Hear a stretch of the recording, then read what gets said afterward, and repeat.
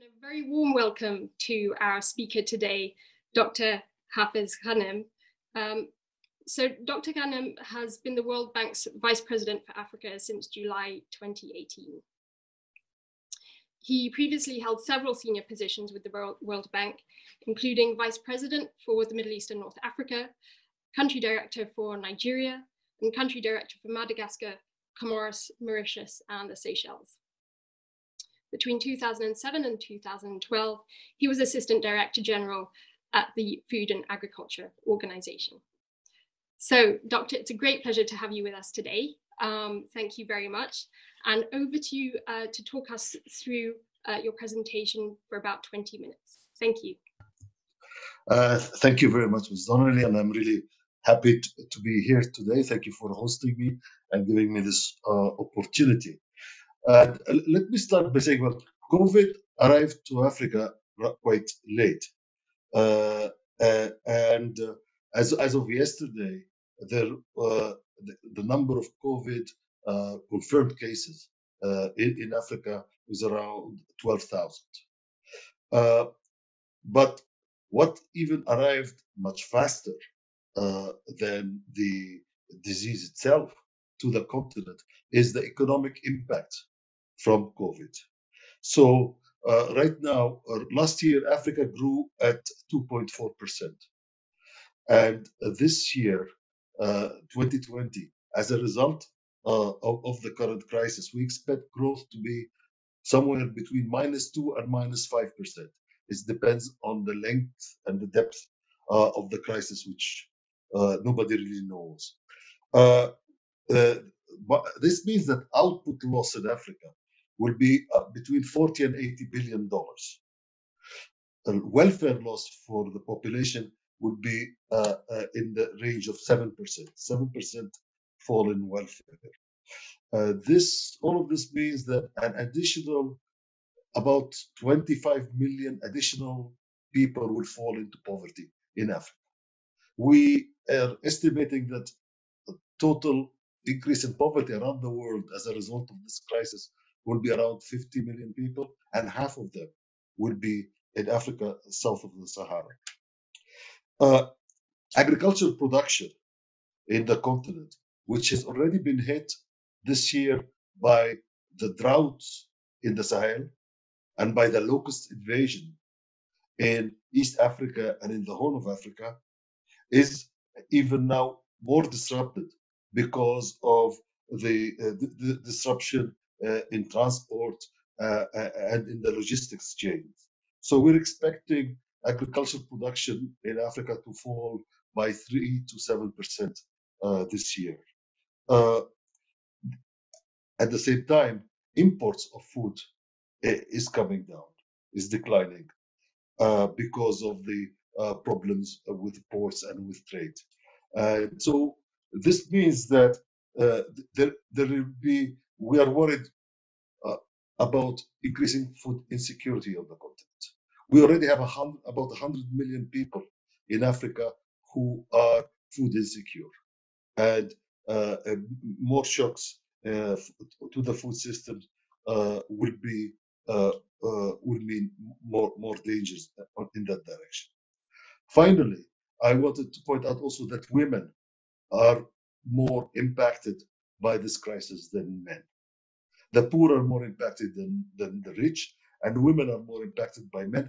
And there are 2 areas that are particularly worrisome. Most African women happen to be working in relatively low productivity jobs in agriculture or in the informal sector.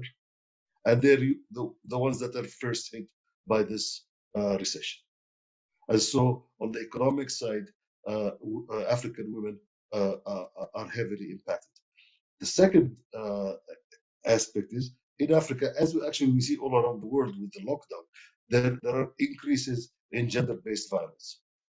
And that is an issue that is also particularly worrisome. So this is the what we can see in terms of the effect of the crisis on the continent. But what are the channels? Why are all those things happening? Well, there are at least four important channels that are creating this economic those economic difficulties in Africa. The first one is trade disruption. That disruption in trade and the decline in the demand for African exports, which is mostly commodities.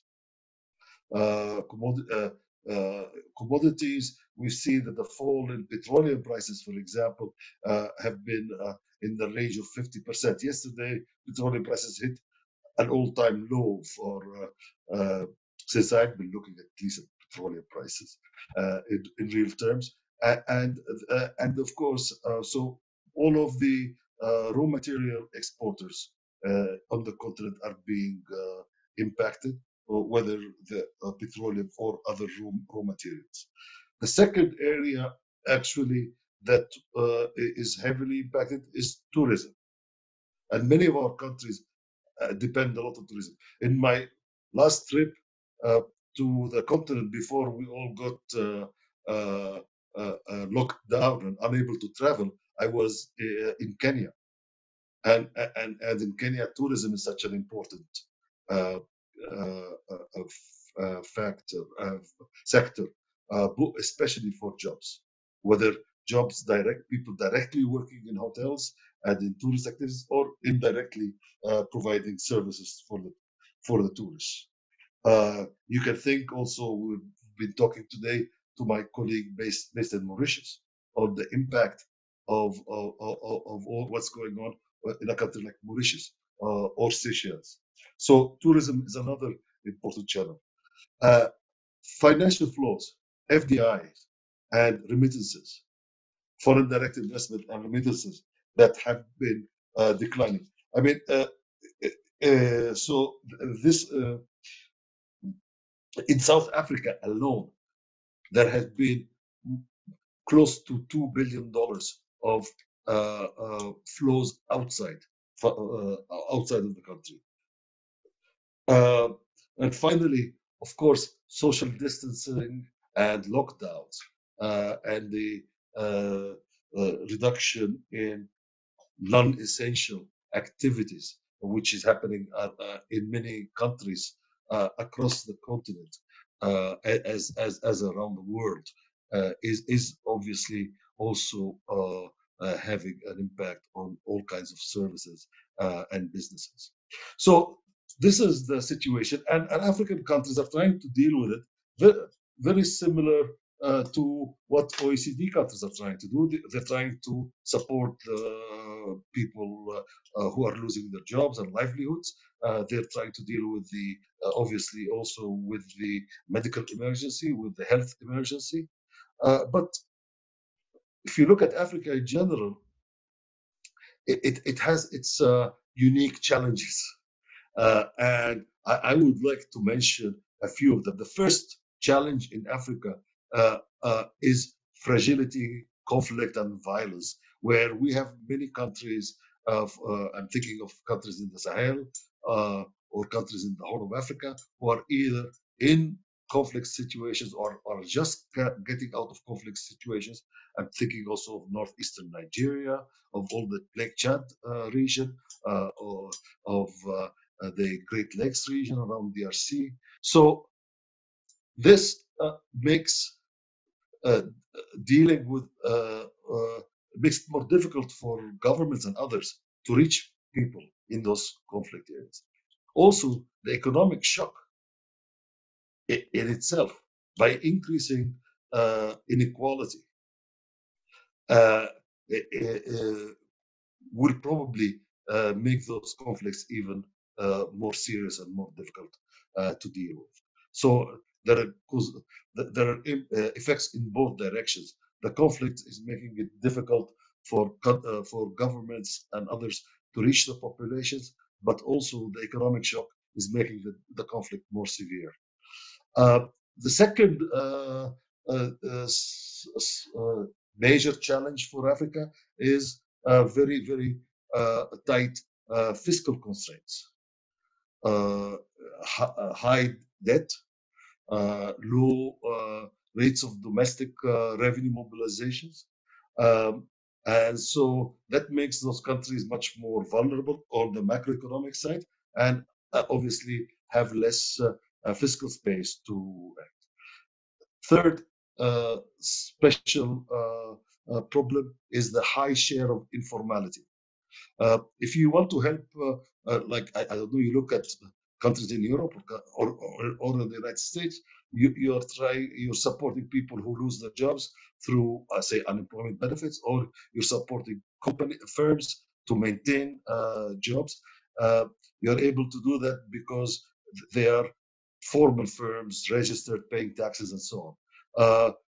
90% of workers in Africa are working in the informal sector, and it is much more difficult to reach. The fourth area that I wanted to highlight is that the weak health systems already, and having to deal with the COVID crisis is putting more pressure on the health systems. And finally, the fifth area and last is that difficulty is in terms of weak government capacity. You don't have the same capacity in governments to react to those crises. So, what is the solution, and what should we be doing? What should Africans be doing, and what should Africa's partners be doing? The first, obviously, important action is on the health side. That there is a need to support the health systems across Africa to deal with this COVID crisis, and so I think that this is the first and most important thing to do. Expand testing, strengthen the prevention activities. Look about working on social distancing, how to make social distancing more adapted to African realities and Africa's situations. So working on prevention. So this is important because the faster we get out of this crisis, the faster, the lower will be the economic, human, and social cost. And obviously, this is something that needs to be done all over the world, and including in Africa. So helping Africa dealing with the with this with the health crisis is a first priority. Second priority that and that's where also, I mean, governments need to work on it, but also their partners, whether through financing, through technical support, need to be working on. The second area that is very important is social protection. With the loss of jobs, with the big increase in poverty, there is a need to do much more to strengthen and expand the social safety nets programs in Africa. Most African countries have safety net programs, whether it is conditional cash or unconditional cash transfers, or they also have cash for work or food for work programs.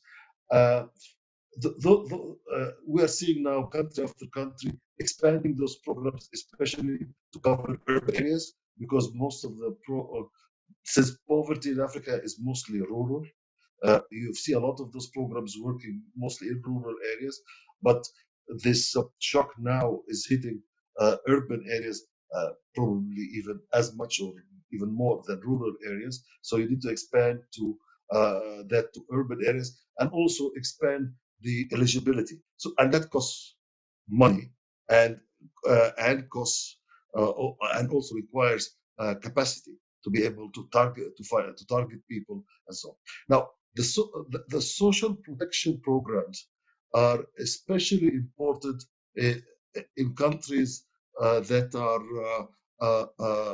that have a lot of informality, because many of those micro informal firms, it's very difficult to distinguish between the firm owner and the enterprise itself. Usually, it's a family enterprise of 2 or 3 people. Trying to go directly to the uh,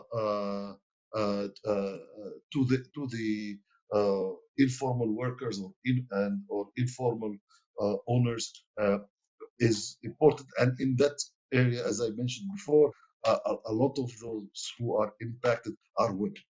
The majority will be women, and that's the need to do something that is also particularly gender sensitive. The second area where we see a lot of many of the countries trying to do so is to try to help the formal economy. It is also it is true that we have more people working in the informal sector than in the formal sector, but it's also true that the productivity in the formal sector is much higher, and therefore the uh, uh, uh, the contribution to GDP is higher, is high and important. So we see countries working, especially trying to provide more liquidity. That is an important, and providing more liquidity to formal companies through the banking system, credit support schemes. They try to provide grants to small enterprises. Uh, uh, they also try to provide tax credits and waiver of lowering some taxation. Uh, and so I'm basically providing more liquidity, trying to lower the costs by delaying payments of rents, of utility bills. And also, it is important to see more countries now trying to expedite government's own payments, reducing government arrears to the private sector. So this is the second area, basically to try to protect jobs. Uh, uh, uh, uh, Also in the third area, also protecting jobs in the formal sector. The fourth area is extremely important, and I alluded to it in the beginning, is food security. And the and the need for the governments around the world, not just in Africa, to be looking at the food security issues. The most important point here is that you need to keep the borders open, and you need to allow food exports and food imports to be able to deal with the risk of food insecurity. You need to prioritize mobility of food system workers. You need to make sure that there are financial resources that go to the farm gate, helping farmers get access to inputs. We need, obviously, in East Africa, you need to do something to help countries deal with the locust infestation. So, and then the fifth and last point that is really important is that governments need to maintain key services during this crisis. We talked about health services, which are important, but you need a functioning treasury system. You need the banking and payment systems, and so on and so forth. You need the power sector to be operating, water. And one lesson that we have learned from this crisis is the importance of digitalization and the importance of internet connectivity. We knew it was important before for Africa to leapfrog into the digital age for job creation in industry, in agriculture, and so on. But now we see how this digitalization is so important for not just private industry, but for governments to be able to function. Finally, and I shall stop here, is that as we are looking, the sixth and last point is as we are looking at ways of dealing with the immediate crisis, we need also to think about what will happen afterwards and start thinking about what kind of recovery and how to support the recovery and how to invest in a much faster recovery and make sure that there is that the growth afterwards will be sustainable, and how to also put in place systems that will increase resilience to similar shocks in the future. I mean, this is not the first pandemic that hits Africa. We have been dealing with Ebola, for example, but it is important to be able to see how we can deal to put in place a resilient systems that can function properly. So thank you very, very much. Let me stop here. Thanks for your attention. Dr. Ghanem, thank you very much indeed for such a detailed view of the many and multifaceted issues that we'll be dealing with. So for the remainder of the meeting, we'll move to the Q&A session. So just a reminder on what I said previously, we will be taking some written questions, but if you can use the raise hand function, we would like to come to you directly, if we may. Doctor, if it's okay with you, I'll take questions in clusters of 3, as I can see already we've got a number coming in. And just a reminder to those who I'll come to, I will call you by name and my team will enable you to unmute yourself. So please do. And please, when we come to you, could you just introduce yourself, just your name and affiliation. Apologies in advance from me, should I mispronounce any names or miss an important title. So just looking through the list, I'll start with Lord David Chiji here and then go on down the list. So Africa Programme, if you could enable Lord Chiji to speak, please. Hello, can you hear me? Yes, we can. Oh, right. Well, you've introduced me already and you've pronounced my name properly, so there's not much to say about that. But I am a spokesman for Africa for the Liberal Democrats in the House of Lords. And I have a particular interest, and I would like to thank the good doctor for his presentation. But the issue I'd like to raise with him is the question of health in particular. The reason for this is that I was involved in an inquiry within our Parliament about the impact of the Ebola epidemic crisis in West Africa back in I think 2014, and we reported on that and raised some proposals of how we could be better prepared for any further pandemic or epidemic. And I wanted to ask Dr. Hassan, if I could, Dr. Ghanem, if I could, whether he thought that there'd been progress made in better funding and organisation of healthcare on the back of the WHO's findings when they looked at how well the African countries and the Western donors had responded to the proposals for funding to meet the Millennium Development Goals. To put it in perspective, it was accepted that African countries would put 15% of their annual budget towards improving healthcare within the framework of the MDGs, while the donor countries are urged to put 0.7% of their GNP into ODA. And I think I'm right in saying that by 2011, only Tanzania had made the 15% contribution to their healthcare, and very few donor countries had reached the 0.7%. Has this had, I mean, clearly it hasn't been good, has this had a dramatic impact on our ability to cope with a pandemic, or was it just a side issue? Thank you very much, Lord Chiji. Estelle Jones, if you're there, please do go ahead and unmute yourself. Hello, thank you for the opportunity. My name's Estelle Jones and I work for the Scottish Government. I was very interested in some of the important channels that you said with regards to impacts in Africa, and particularly on the tourism and the to sort of trade disruption, particularly in with regards to demand for commodities.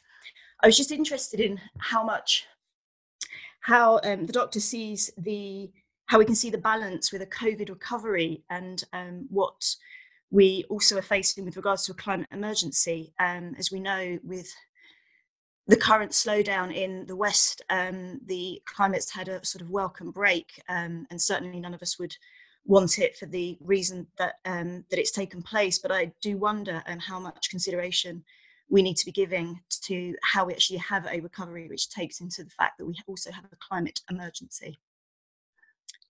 Thank you very much, Estelle. Thank you. And I'll take just one more for this round. And we have Adekunle Owoyomi, who I believe is calling from University of Lagos. If you could ask your question, please.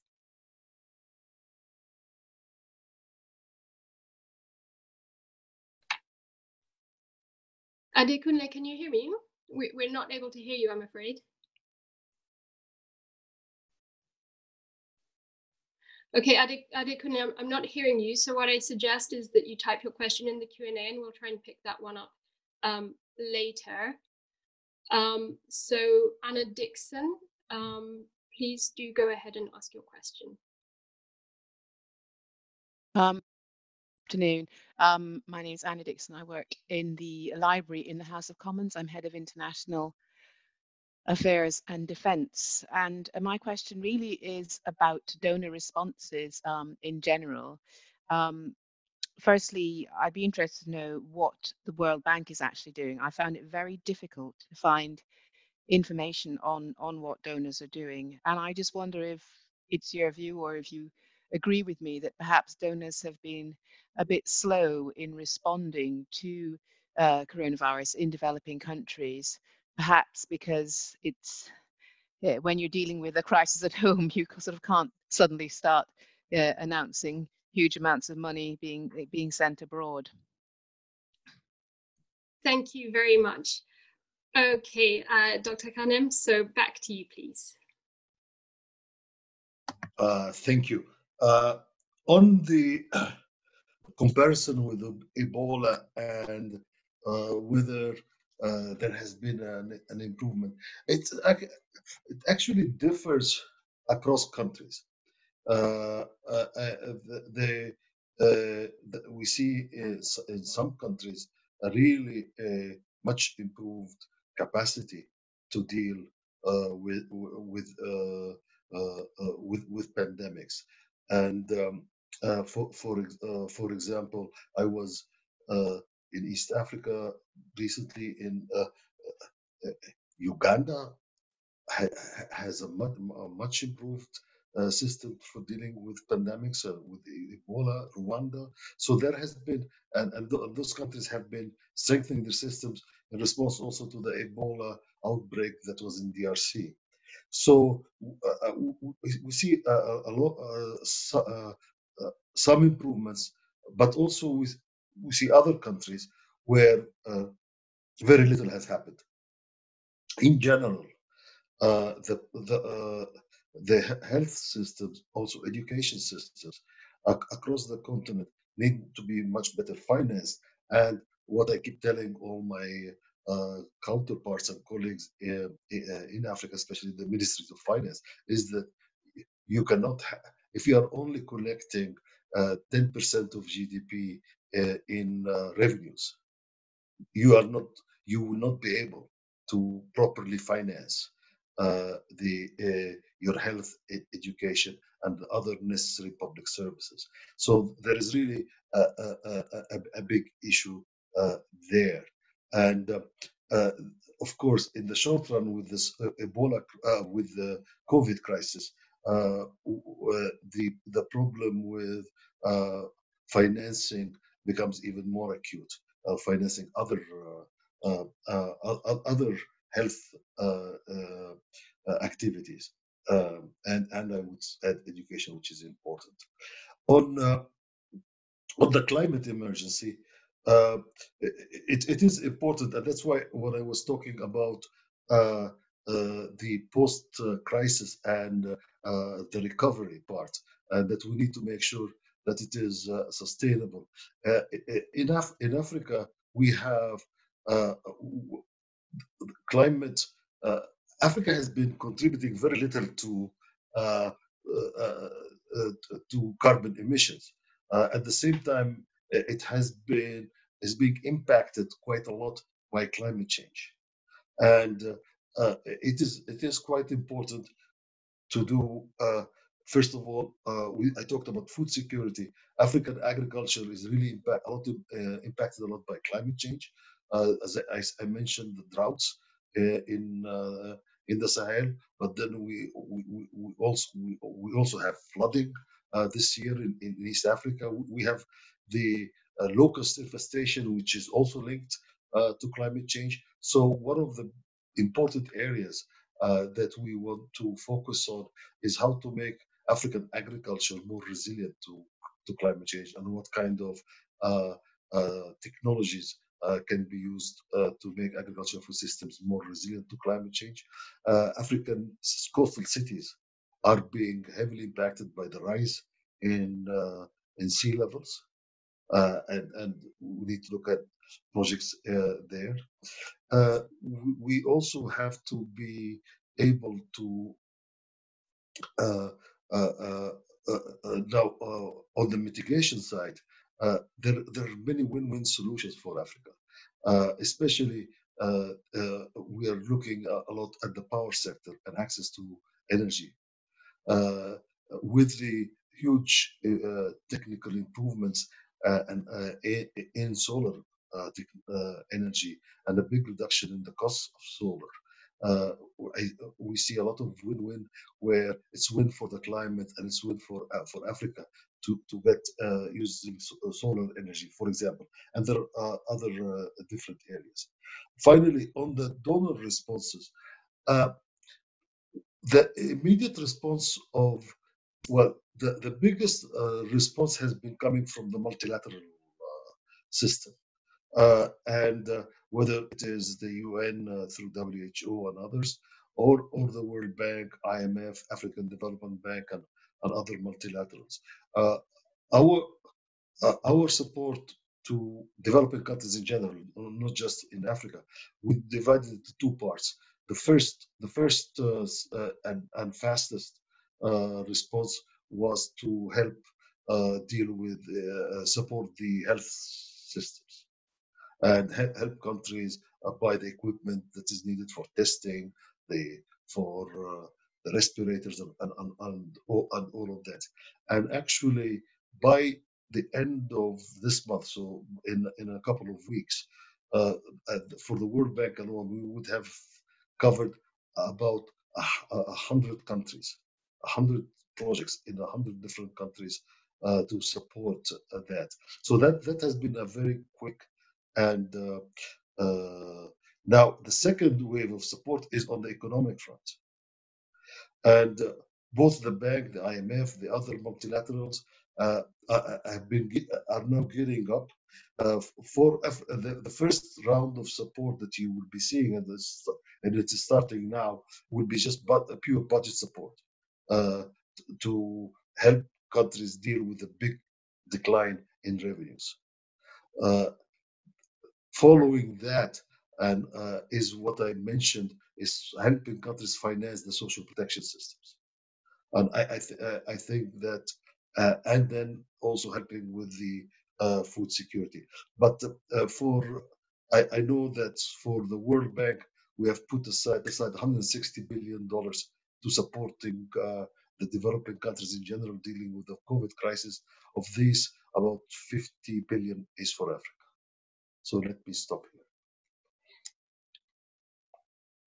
here. Thank you very much, Doctor. So, sorry everyone. I think we might have accidentally lowered everybody's hands. As I said, this is the first Africa Program event on Zoom, so please bear with us. But just quickly, I do have a few questions that have come through in writing via the Q&A. So, Doctor, let me just give you these quickly. I'll read them to you.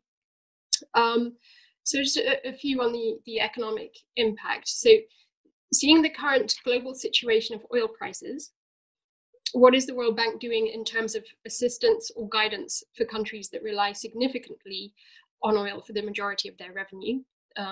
We can certainly think of a few of those. How long will it be possible for African countries to cope with restrictions in terms of the economic impact? So again, and what you spoke about before in terms of lockdowns and social distancing measures and so on. And the third one, what can the development finance institutions do to tackle growing food security concerns? But I know we've covered food security a bit already, but those are the three that have come in writing. And then, yes, to our audience, next round, I will come back to you, those who have your raised hands. Thank you, Doctor. Thanks. The countries and actually the two largest countries who are very dependent on oil on the continents, Nigeria and Angola, for example, and what kind of assistance and advice.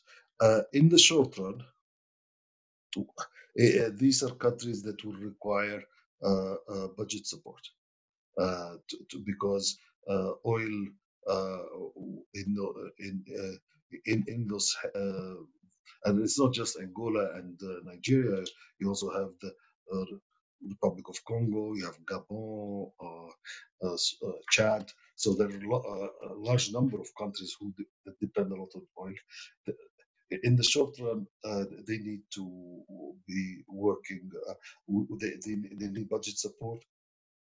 They also need to start looking at what measures they should be doing to diversify away from oil. I mean, we've been talking about diversifying economies from oil, and a lot has been done, whether to develop the agriculture, develop industry and services, but also you need to diversify government revenue away from oil, so that develop new sources of revenue. So that is on what we can do is to provide financing, but also to help governments look at different sources of revenue, help them to diversify more their economies. Countries also need to look hard at on the expenditure side. How are they prioritizing expenditure? Does it make sense to be subsidizing gasoline prices or electricity prices when we know all those subsidies mostly go to the rich people? Would it be better to take this, to reduce those subsidies and use the money to finance social protection programs that actually go to those who are more in need? So those are the kinds of the kind of support and the kind of whether it's financial support, but also the kind of technical advice and work that we can do with those countries. Now, I am dealing with the restrictions. I'm an economist. I'm not a health expert, so it is not. But I've been following a debate, a very interesting debate among the experts about whether having very strict lockdowns is the right approach in some of our countries, given the high density in our cities and the fact that you have so many people crammed in small spaces, given also the age structure of the population, and so on and so forth. So all I can tell you that it is obvious that the stricter the lockdown and the longer it lasts, the bigger its cost, its economic cost. Now you have to balance that obviously with the benefits in terms of fighting the virus, and so that is a debate that requires really technical expertise on the epidemiology side. Now, food security concerns. I think you need to deal uh, in the short run. What the international institutions should do is really monitor carefully the food security situation and be ready to finance imports of food if there is if there is a serious shortages and spikes in food prices. We also need to make sure that food exporting countries keep their borders open and keep their exports flowing. In the medium and long term, we need to help African countries put in place more resilient food security systems, more resilient in terms of agriculture production, in terms of access to markets, and in terms of the logistics system, and also sometimes you need to consider whether you need strategic food reserves, either at the country level or at a more sub-regional level. Let me stop here. Thank you very much, Doctor, and thank you everyone for raising your hands again or having your hands raised for you. Claire von, and forgive me for this, Claire, but Claire von Luske, I'd like to come to you next. Hi, it's Claire von Lessiga. So we've seen a number of organizations calling for either a delay in debt service payments or a debt moratorium across Africa in order to mobilize additional resources for these countries to respond to the crisis. But I guess I'm wondering if, the end goal of the debt moratorium is to mobilize resources. Why not just go straight to the source and increase mobilization of donations of these resources? Thank you, Claire. And could you just let us know where you're from, please? Oh, I'm from Eaton Vance Asset Management. Thank you very much. Thank you. Andrew Meldrum, please.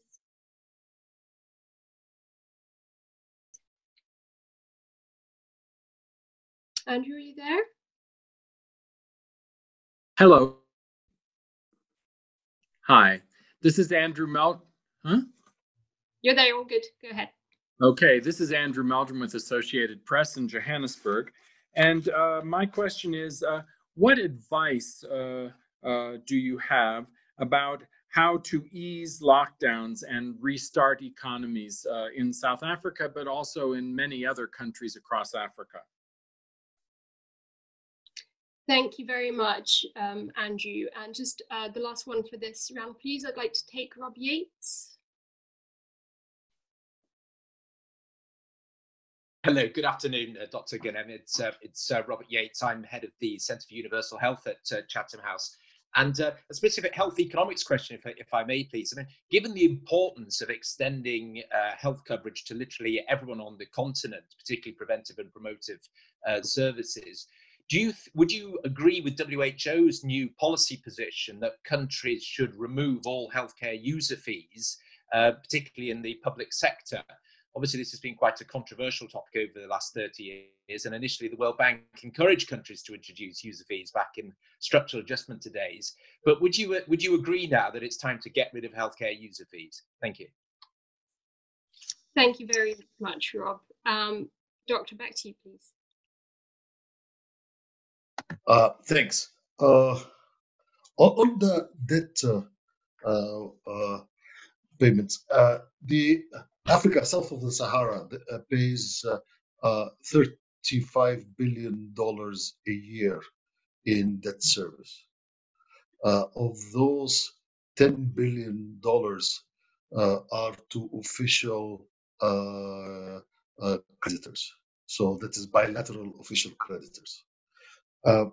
So what was agreed by the G20 is to allow countries a year of not paying this debt service. So for Africa, that will be $10 billion in additional resources that countries can use to fight the virus, to do social protection, programs and to try to save jobs. Now, the point is, that why that moratorium? Why can't we just mobilize more resources? My response is, why not do both? The debt standstill and mobilizing more resources. The debt standstill is a very quick way of creating fiscal space, whereas mobilizing new money requires a lot more in terms of putting in place new projects, getting the budgets approved, and every country has its own procedures for doing that. So we felt, I mean, we called for this debt standstill, and we felt that this was a quick way of providing support to the poorest countries to deal with the COVID. Now, but I agree that this does not mean that we do not mobilize additional financing for the different projects that I actually outlined that I think are very important. On the lockdowns, I have to say I am not the right person to respond to the question, because I don't have advice on easing lockdowns. I looked at South Africa. I look at the data on the number of new cases in South Africa every day, and I've seen that the curve has flattened. So the number of new cases has been flat now. So it is. So it seems to be working, and I don't have much to add. Now, as I said before, that the longer the lockdown, the more the economic cost, but also the lockdown has benefits in terms of saving people's lives. So that it's very hard to these are very difficult decisions. Now, on the health coverage, Mr. Yates' question, in my view, it's a matter of making sure that you are your health system is financed.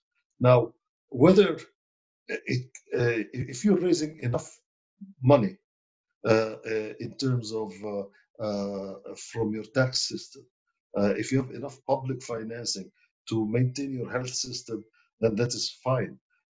If not, then there are different options, like putting in place a functioning health insurance system.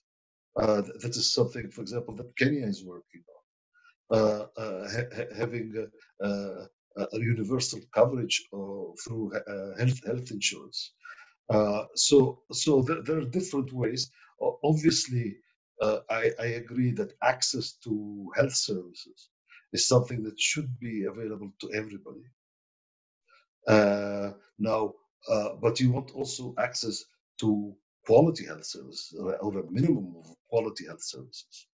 And that means that we need to make sure that the health system is financed in a sustainable way. It could be financed by taxpayers, and it's just free, or it could be financed through insurance, or different options. I'll stop here. Thank you very much. Okay, I think we have enough time for 2 more rounds of questions, and we have just enough raised hands here also. But what I'd like to do is start with the question from a participant at the University of Lagos here, who has sent in his written question. He asks, in a country like Nigeria, where palliative measures to combat COVID-19 have been inadequate, and it poses a security threat, what would you advise the government do on this issue? So in terms of not being able to to provide, I guess, enough to those who are vulnerable, and also these questions of the insecurity that it would pose. And certainly in Nigeria, as we were talking about, is one of those countries in a tight spot in terms of government revenue as well. I'd then like to take, and I'll just go in order now here that I have. For this round, I'll take Andrea, and then please, and then Nicholas, please. So Andrea first. Hello, thank you. And thank you, Dr. Ghanem, for this very interesting discussion. My name is Andrea Thanas. I'm with the African Wildlife Foundation, headquartered in Nairobi, Kenya. I'd like to ask what your thoughts are on how to deal with the secondary effects that the COVID-19 and related economic downturn are going to have on the ecological systems.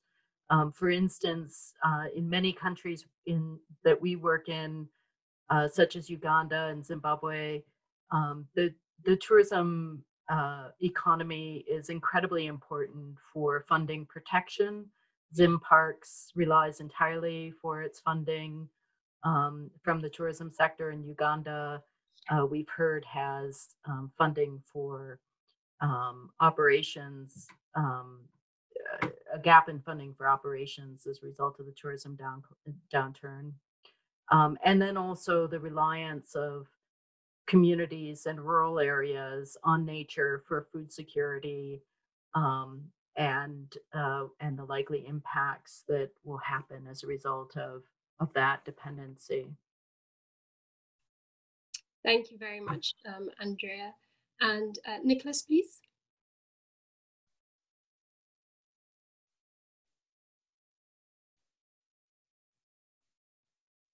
Hi, Nicholas, we're not hearing anything.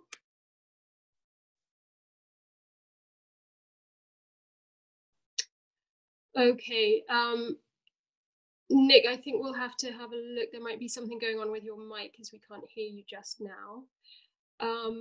Julie, let me come to you, and then we'll take the last questions in the final round. Julie Mullins, please. Hi, I work with the Center for International Forestry Research for Forest News. I'm the editor there. And I just had a question about, I guess it kind of relates to the previous question in some ways, but in terms of forest dependent communities, do you have anything specific to say on, how these communities may be affected? And are there any lessons learned from Ebola, the Ebola crisis? Thanks. Thank you very much, Julie.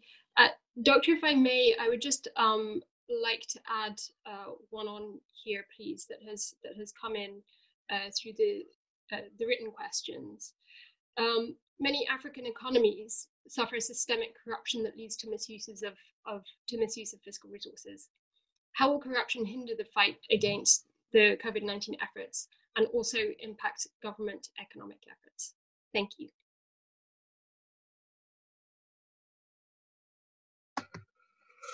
Okay.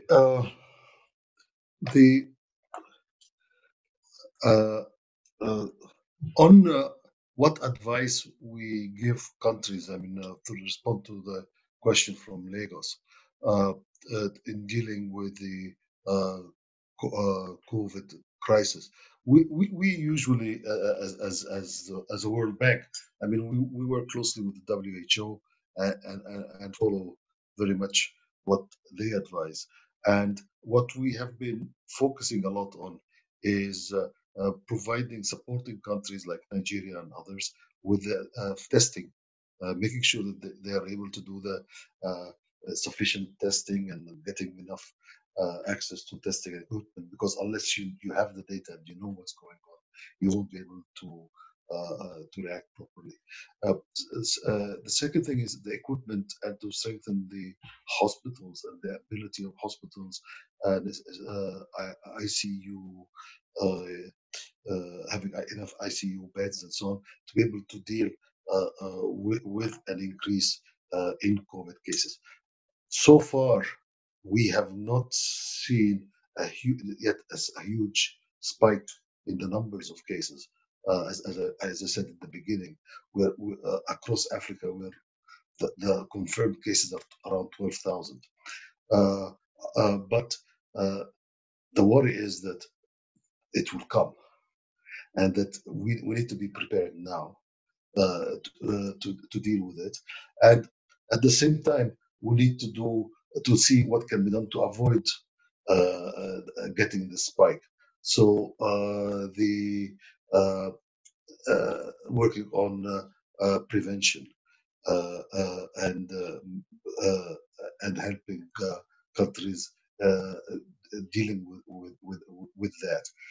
One important area across Africa is also, that is something that we learned from the Ebola crisis, is the importance of having regional health mechanisms.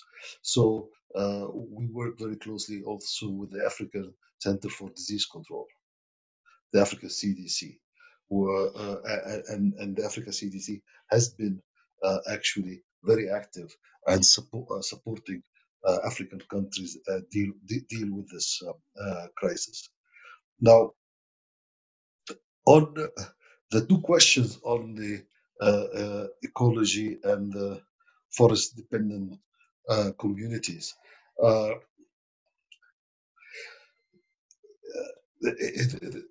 these and especially what is worrying, yes, it is the decline in, or decline, it is the fact that tourism basically stopped, will certainly have an impact on both financing for forest protection across the various countries, because tourism is providing financing. It will also affect the livelihoods of the population around those forest areas, and that could lead to activities that will damage the environment. So, what in the immediate run, what is important is, on the one hand, to make sure that there is financing, that the gap in funding that is resulting from the decline in tourism is met through other means. It could be donor financing. In our case, we go through the governments and provide them with the funding, or it could be government financing or others. At the same time, as I mentioned, the social protection mechanisms and the cash transfer programs, it is important to make sure that the communities that depend on the forests for their livelihoods are provided with enough support, with enough alternative for livelihoods that do not damage the environment. So we're working with them on that, and providing those what we call community development programs, community-driven development, working with the communities and providing them with the safety nets. Now, corruption is a huge issue, obviously, and a big problem across many countries. What we have learned about fighting corruption is the importance of transparency, is making as much as possible all government operations, financing transparent. And for this, there have been a lot of advances recently using the digital technology. Things like publishing all the budgets on the internet, doing especially there's a lot of corruption in public procurement. And you get now with e-procurement, you force so putting procurement results on the internet, you force transparency. In addition to transparency, what you need, what we have learned also, is the importance to give voice to the citizens, to have redress mechanisms. So if a citizen sees corruption through the different mechanisms, she should be able to report it. She should be able to work on it. So, as we work with different countries and as we use technology more and more, it is important that we do put a lot of emphasis on fighting corruption and using technology and using the knowledge that we have developed to fight corruption and to limit it, because it is a serious drain on budgets. Thank you very much, Doctor. If I may, I know we are a little over time already. I'd like to take just 5 minutes of your time to get in these last few questions, if that's all right. So for those with your raised hands, just a quick fire round, if you can, please. Nicholas, we'll try your mic again. If it doesn't work, I do have your question in writing here. Can you hear me now? Yes, we can. Hafez, I wanted to pick up your last point about what happens post-COVID, in that the current growth model for many African countries may not work. Oil, raw material exports, tourism are likely to take a very long time to recover. How should African countries start looking to grow out of this without that kind of market? Thank you, Nick, and please do let us know where you're from. Sorry, in Ireland. Okay, I think it just went again, but okay. Søren Kirk Jensen, please.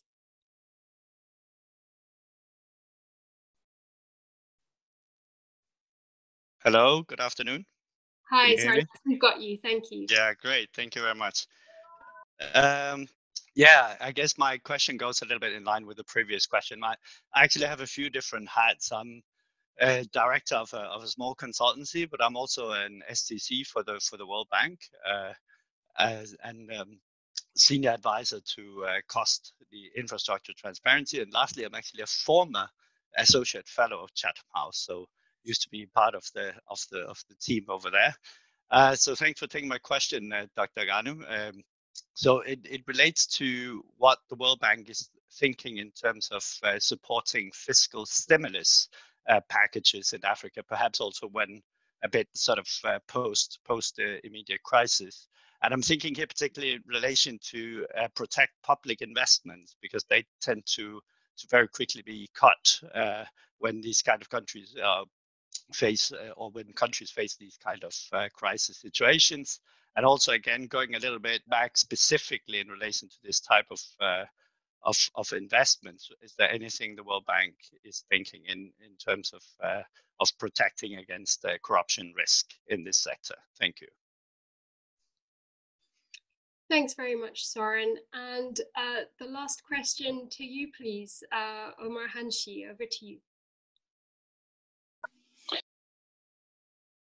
Hi, everyone. Mine is a quick question on Somalia.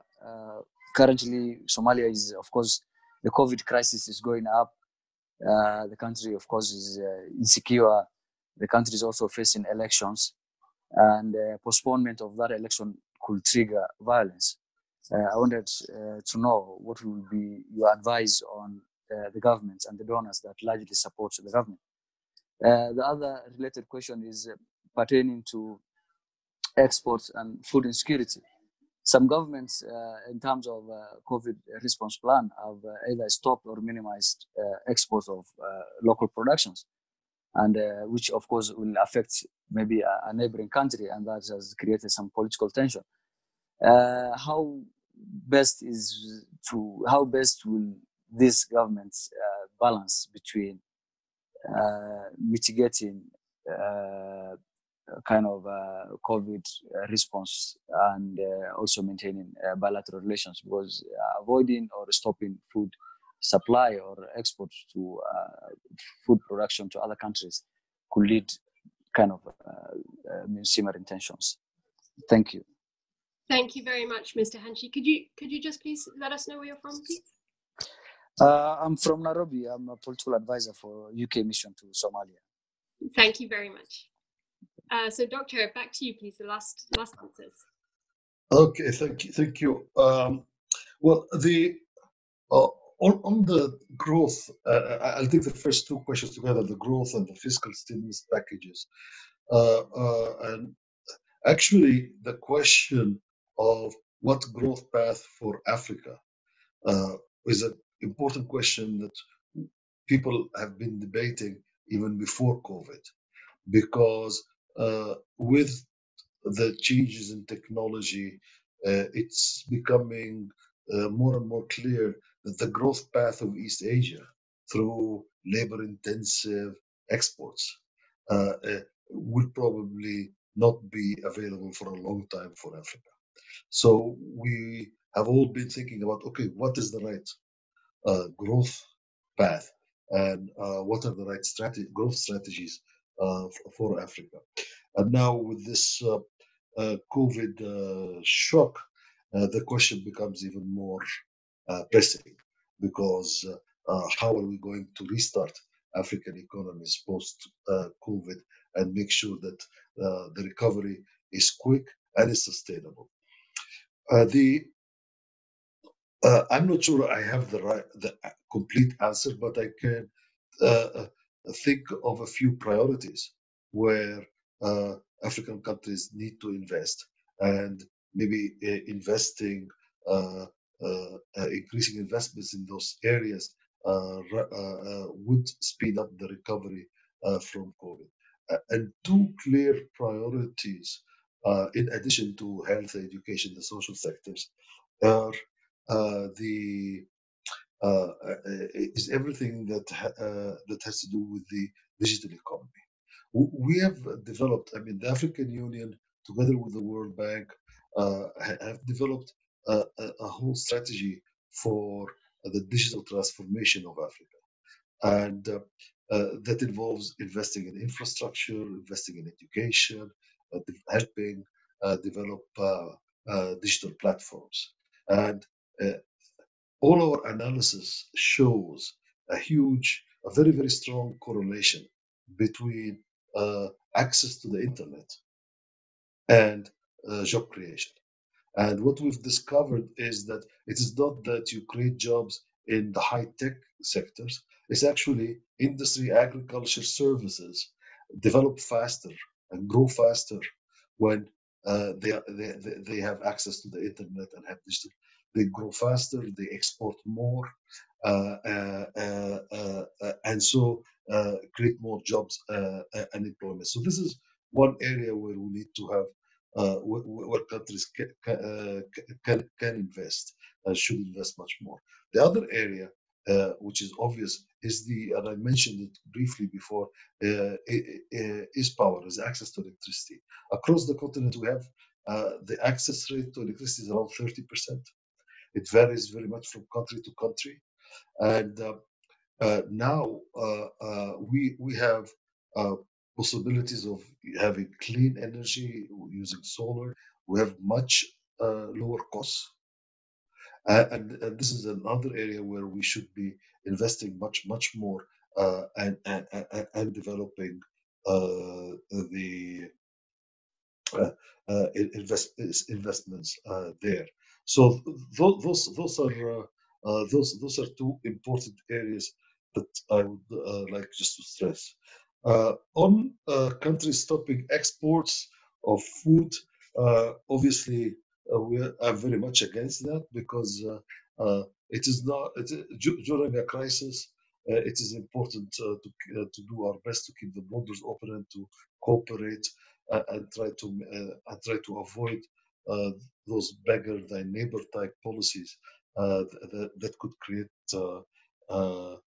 crisis everywhere. So it is food security requires trade in food. Now, for me, Somalia right now is I am very cautiously optimistic, and because I've seen what Somalia has done over the last 2 or 3 years. Somalia is a country that has succeeded in having in creating more stability than before, much better economic performance. They have just completed their HIPEX decision point. They have just normalized all their financial relations with the World Bank, with the African Development Bank, with the IMF. Somalia has achieved a lot over the last 2 or 3 years. It is true. Somalia is like the rest of East Africa is hit by locusts. It was hit by floods, and it is hit now by COVID. And Somali government is trying to deal with all of that. And I think all of us in the international community, we should be supporting Somalia and helping it, because Somalia's success will be an important example of how countries that had been basically failed states are able to come back again and to stabilize and to join the international community. So it is a country that really deserves a lot of support and help right now. Thanks. Thank you. Well, Dr. Ghanem, this brings us to the end of our event today, and we can't thank you enough for taking so many questions and sharing so many of your insights and spending this extra time with us today. We really do appreciate it, and I can assure you, even though you can't hear everybody, all the participants on the call right now, I'm sure there's raucous applause in the background. So we're very grateful to you. Thank you for the discussion. Clearly there is much to be done, and this is a conversation we will continue.